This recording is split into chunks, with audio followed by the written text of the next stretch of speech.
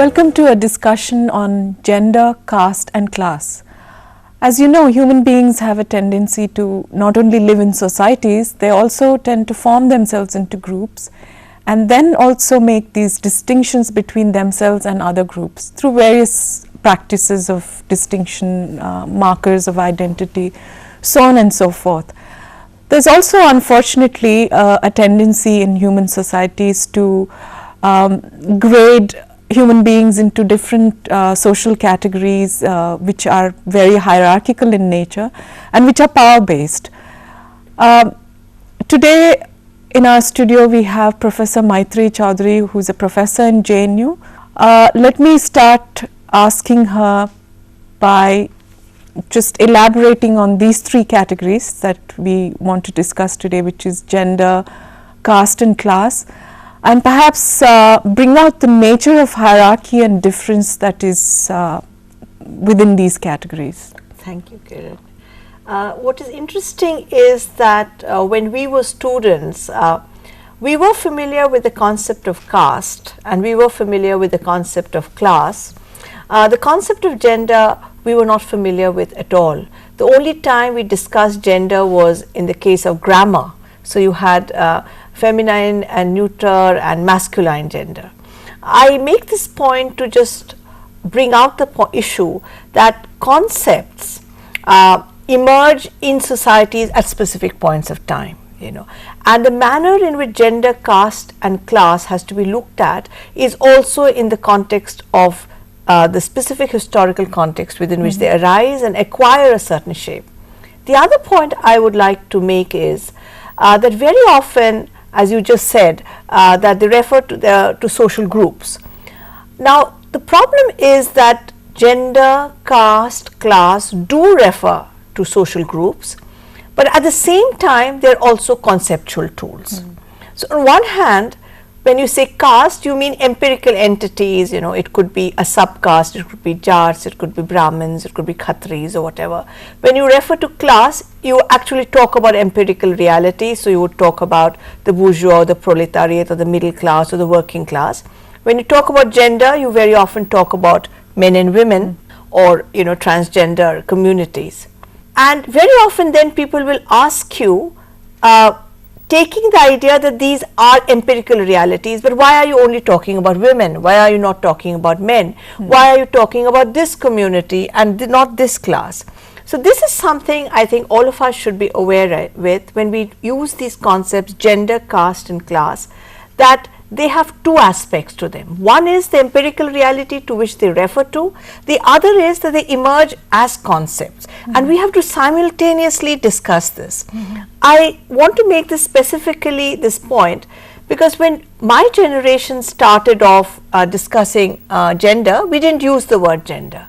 We used the word women, and it was women's studies, which now has been re-inscribed as gender studies. And the central issue that we were asking was invisibility. We were asking that why is it that so many women work but they are not counted as women workers. We were asking that so much sociology is done on college students, why not on college girls, or we were basically asking why are we invisible, and we wanted to make ourselves visible. And how do we make ourselves visible? That we do more and more work on women. But the problem that struck most scholars very soon after was that the issue was not just of visibility, the issue was why were women invisible? Why were so-called lower castes invisible? Why were certain classes invisible? So then the issue arose that they were invisible because the concepts or tools which we had to capture social reality were inadequate to capture them. For instance, if work only meant paid wage labor, then obviously women in the unorganized sector, home-based sector would not be counted as work. If work just meant paid employment, then work within the houses would not be counted as work. So this is the first point that I would like to emphasize, that when we talk about these three concepts, you have to remember that they are talking about two different issues. One is the empirical reality, but built into it is the concept from which it arises. Well, that's a very nice way to introduce, because I think one thing that has come up on the issue of gender is that these are in a way borrowed conceptual tools from the West to study the Indian reality, which is far more complicated. And in that sense, how do you see the relevance of some of these perspectives that have been used to look at gender issues in India? And do you see any changes in the context of contemporary India? This is in a certain sense a kind of question which haunts most social science and sociology in India is, are these Western concepts, how do they impact us? And in the case of gender, I find this very interesting because, what we find in the early writings of Indian women's study persons as well as activists of the women's movement, that very often they would say, for example, we are not feminists like our Western counterparts, our feminism is different. Women organizations like All India Women's Conference or National Council of Women in India or Women Indian Association, they always mention this, that we are fighting for rights of women together with our men. Okay, so I'm making this point because you said that they are borrowed from the West and our reality is very complex. In contemporary West, they are recognizing difference because the black women's movement, ethnic communities, and now they talk about this terminology of intertext, the question that these are all connected. I just, that particular word which is used, that it is that you can't look at just gender, you can't just look at class, or you just can't look at race or caste, but you have to look at the manner in which they are connected. My argument would be that in the Indian context, we always looked at this interconnectivity. We never looked at just women or just class, because in the early debates on gender in our country, the issue of community identity came about. So you had debates on question of civil codes and community codes. You had debates between rights of women versus rights of religious communities. So you had the issue of identity coming in very early. The question of caste and gender was central to much of the 19th century social reform debates. So when people took up the issue of women's issues, they had to negotiate with the issue of caste, because the linkage between caste and gender was intrinsic. Likewise with the question of class. I just want to give one example. The first 1938 plan document, which is called Women's Role in a Planned Economy, which is one of the subcommittees which was part of the 29 subcommittees which the Indian Congress had instituted before independence, was on women. And almost 280 pages of the document are documenting working class women, which means that there was great awareness about diversity within. But this was all political. People were not writing books. It was not academic women's studies or gender studies, And it's only in the contemporary context that when you put it as gender, caste and class, and in the West they put it as gender, race and class, that you find that this is being done within the academic world of protocol. I just want to argue that in the Indian case, the political reality had to negotiate with diversity. They are talking about multiculturalism in the West now. We had to negotiate with unity and diversity right from the beginning. So our political reality articulated a certain kind of frame. But you are absolutely right, it is in the contemporary context that, that this is being framed in this way. So I would hesitate to say that the Western ideas have influenced us to formulate, but there's a more dynamic relationship, and sometimes we were trying to negotiate with this diversity without having the language which is being used now in the Western academia. So we didn't have a language of difference, but we were trying to speak about difference in our own way. Well, you're very right about our not just contemporary reality, but the Indian reality being what it is, that we are beset with differences and plurality of all kinds. But this again brings to the question that at one level, when you're talking about a larger discourse of gender justice and so on, you also have to deal with the issues of citizenships and rights. So that's where the problem, I believe, there's a certain disjuncture between how you articulate that and translate into a more equitable system where the differences are taken care of. I mean, to give an example, how would one conceive of a uniform civil code, for instance, given the fact that women are situated in their different contexts? So, do you have any comment on that? Yeah, I'd sort of go back to what you were saying earlier, that this is not just a question of difference, this is also a question of hierarchies, as you mentioned, you know. So here we are not just celebrating differences, the manner, say, in which you know, multinationals celebrate their diversity. So you have your Benetton saying you have different colors, and you're so, you know, we are not celebrating diversity simply as a market tool. We are been always negotiating with diversity and hierarchy. So to the question that you ask about uniform civil code and the fact that women are differentially located, we have to then sort of break up a concept like community. Say you have different communities in our country, you know, we have a Hindu community, a Muslim community, various kinds of communities which are there. Now within that community, you're right, suppose the issue of gender justice is raised and a particular community says that we do not do this in our community, this is not allowed in our community, and this has happened in the past. When you had the Hindu Code Bill debate in our parliament, there was a great opposition to it, saying society will break up if this is done. When there were demands for changes in various practices within the Muslim community, you had similar kind of opposition which took place. Now when this kind of opposition takes place, we, from a gendered perspective, then we have to unravel about what this community consists of. That the community, and this is where I mean we have to move from empirical to the conceptual, that these communities are gendered, by which we mean that in this community there is also a hierarchy.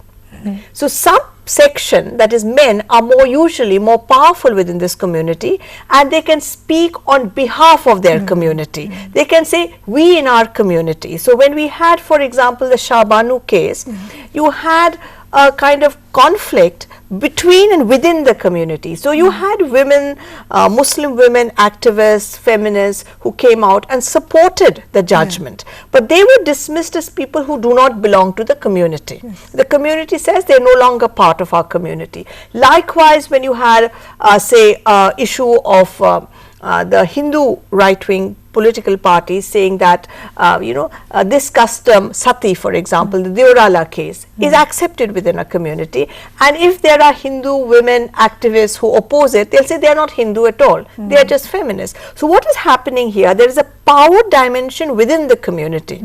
So when we say the community is gendered, we are talking about the hierarchy of gender within it, and this would be true of caste. I mean, even within the Dalit movement, interestingly, you would have conflicts between one group which says there is discrimination even within Dalits, and there would be others who say no. Now we have to say who is speaking. You know, so the gendered, and of course in the question of class, which we can probably come back again later to. You know. This also brings, I mean, in my mind at least, the fact that now that there is recognition of these pluralities, what is, how do you see that affecting the larger movement possibilities as a women's movement? Because I think earlier in the 70s, correct me if I'm wrong, there was a sort of a unified projection of women's rights and women's issues, but the fissures within, I mean, I think that's an exaggerated word, but the differences within itself are sort of you know, dissipating some of the energies that have been gathered over the period. You know, I would sort of differ a little bit to that extent, that whenever we talk about a kind of consensus or a universal kind of movement, it is the logic of the movement which questions that universality. You know, so it is probably, we should not see it as a decline or a weakening of the movement. When we say that earlier there was a very strong women's movement and now there isn't, I would sort of reframe it a bit, and I would go back to the past, because my argument is that right from the beginning, when it came to questions of gender, class, community, caste, we did have this issue. I'll give you a very simple example. When we had the demand for the right to vote before independence, you had women's groups from the Muslim community who argued for community awards. The women's organization, say All India Women's Conference, said that this would weaken the women's cause. Now, there were others who argued that unless you recognize different forms of diversity, the nation will be weakened. So you have two positions. One is that you ignore diversity and make the nation strong or the universe. Other, you acknowledge this diversity and make it. So I wouldn't say that in the 70s there was great unity and now there is less unity, but what has happened is there's more recognition of diversity. So when we say that the concerns of the middle class women is not the same as the concerns of the working class women, the concerns of the Dalit women is not the same as the concerns of a so-called upper caste women, the concerns of a minority women is not the same as the concerns of a majority women. Correct. So we are recognizing the distinctiveness of their community identities. Along with the distinctiveness of the community identity, we are not forgetting to look at the universal aspect of the dimension, that is their gender identity. So take an issue like maternal mortality rate, and this would be something which would be affecting women, women's health, women's role within the household. These are universal issues. Feminization of poverty, feminization of employment, these are issues which would be affecting all of them. But along with that, they will affect them in a particular way depending upon which class or which caste or which community which arises. So we have to negotiate both the universal dimensions of their discrimination with their particularity form of discrimination. I'll give you something a very recent issue, say globalization. Now we know that globalization is impacting all women. Yeah. But is impacting different women differently. Yeah. So you would have women who are in transnational corporations, new women, people, CEOs, bank heads, emerging middle class women who have been liberated in a certain sense, and a recognition by the corporate sector of the need to promote women, which is part of the strength of the women's movement. On the other hand, globalization is also affecting other sections of women by maybe you have unemployment, you have loss of state support for health requirements, you have various kinds of social welfare measures being withdrawn which are affecting women. So you have the same process, and that is where I go back to the concept of gender as a conceptual tool, that therefore we can say that globalization is a gendered process, that it's something which affects men, women differently, it affects men and women from different castes and different classes differently. I'm glad you raised the issue of globalization, because I was just going to ask you that given the situation of high degree of market orientation, right. How do you think the gender justice as an issue has changed? No, I don't. There are a couple of things which has happened. One is that, say, like I was just going back to when my generation, that is 30 years back, started working on gender. 1975 was declared the International Women's Year. There has been the last 30 years greater visibility. Everybody knows what women's issues are. Everybody knows the word gender. That has happened. That is a strength. That is the strength of its institutionalization. But the logic of institutionalization very often is that it often de-radicalizes, that very often you then start becoming part of the package, so to say, so it benefits doing gender. It becomes more important for corporates to say that we are gender sensitive, which is a good thing. But at the same time, we also lose out on certain other aspects of de-radicalization. And by de-radicalization, I don't just mean that we speak less of women, but a kind of institutionalized way of speaking of gender. Whereas in the Indian historical context, like I've been repeatedly saying, issues of gender justice have been very closely linked with issues of caste and class justice. But what often happens in the institutionalized format is that gender gets separated from caste and class. So women becomes a top priority, or caste becomes a top priority. Class has generally retreated from public discourse, So that is a huge problem that has to be addressed. And especially people who are involved in issues of women's studies or gender justice must address this issue squarely. you know, because only by looking at this issue in this fashion, we would be in a position to rectify in a certain sense what we do.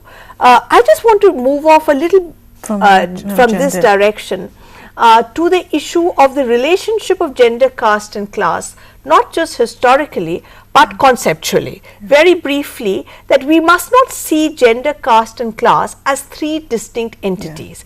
As gender is produced, caste is produced and class is produced. You are probably as familiar as I am with the fact about caste rules of purity, marriage and descent. As you are familiar, in a traditional caste society, the worst thing that can happen is that a so-called lower caste man marries an upper caste woman. So the strict rules of sexual control over upper caste women coincided with access of sexual services to lower caste women by upper caste men. What it means is that the codes of controlling caste, the codes of controlling class are structured around gender. As it is in the case of race. It would be all right for the white slave owner to have children by the black slave, but it would be unthinkable and demanding really serious punishment if a black slave had a relationship with a white woman, you know. So I bring this example to dramatically show why these three concepts are not three different entities but are interlinked. Just a small comment about honor killing. Why honor killing still takes place right in contemporary India. Now, it's strong punishment and it is taking place because it's a violation of gender, violation of caste and violation of class. Well, I'm very glad that you did bring this interface. I think in fact I felt that all through the discussion Professor Maitreyi Chaudhuri was clearly bringing out this interconnection or the interface between these different contexts in which each of them are embedded. One last question that I wanted to raise, if very briefly if you could. You did mention that the class has not been part of the discourse, but lately with globalization, the middle class has now again emerging to be a point of discussion for scholars and for writers of on India particularly. Do you have any brief comment to make on that? No, you're right. With globalization, there is a resurfacing of the middle class and a changed identity for the middle class, because you have a changed idea of capitalism itself. But along with it, there is a greater focus on labor, which was not there 10 years ago. So there's a lot of scholarship because of the nature of labor mobility and capital mobility, flexible labor, migration patterns, because it's not just the middle class who are migrating. Domestic workers, women workers are one of the largest migrating groups globally today, you know. So it has also brought attention back to questions of labor, you know. So what is interesting, there's a contestation or sometimes assertion of caste identities, sometimes focus on class, you know, and of course these entities being gendered, you know, is a constant. In either ways, I think again the point that comes right through and through is the interrelationship between these three conceptual categories as well as categories of hierarchy and difference. With this, we thank Professor Maitreyi for coming to the studios, and I thank her again on behalf of the sociology faculty. Thank you.